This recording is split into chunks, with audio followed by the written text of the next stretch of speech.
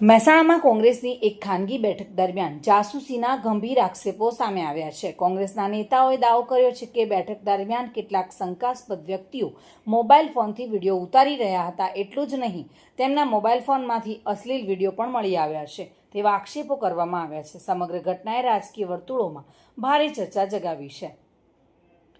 મળતી માહિતી મુજબ મહેસાણા કોંગ્રેસની એક ખાનગી બેઠક ચાલી રહી હતી। આ દરમિયાન કેટલાક વ્યક્તિઓ બેઠકની અંદરની પ્રવૃત્તિઓના વિડીયો ઉતારી રહ્યા હોવાની શંકા વ્યક્ત કરવામાં આવી હતી।